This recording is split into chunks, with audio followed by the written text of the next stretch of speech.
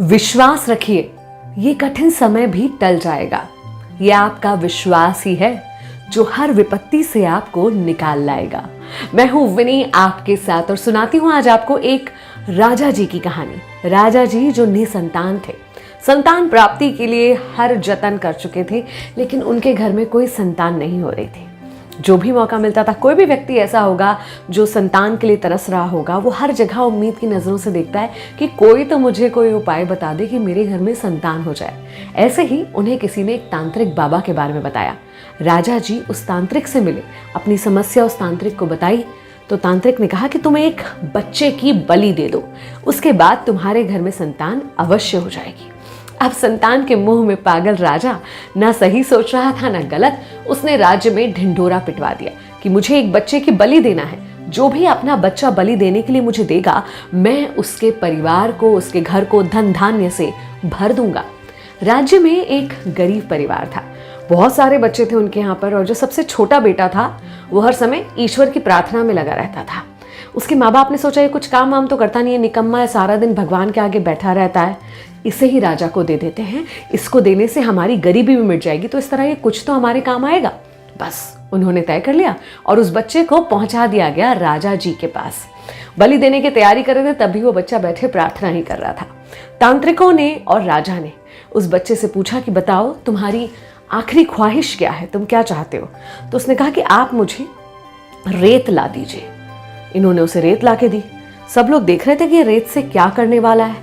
उसने रेत के 4 टीले अपने सामने बनाए। चारों टीले बनाने के बाद एक एक कर पहले, दूसरे और तीसरे टीले को उसने अपने ही हाथों से तोड़ दिया। चौथे टीले के सामने हाथ जोड़कर नमन किया और उसके बाद राजा और तांत्रिकों से कहा कि बस अब आप लोगों को जो करना है करिए।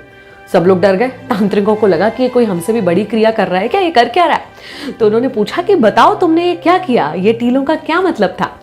तो उसने बताया, देखिए पहला टीला था मेरे माँ बाप का प्रतिरूप। उनकी जिम्मेदारी थी मेरी रक्षा करना, मेरे जीवन को बचाना, लेकिन उन्होंने तो पैसों के लिए मेरा जीवन ही बेच दिया।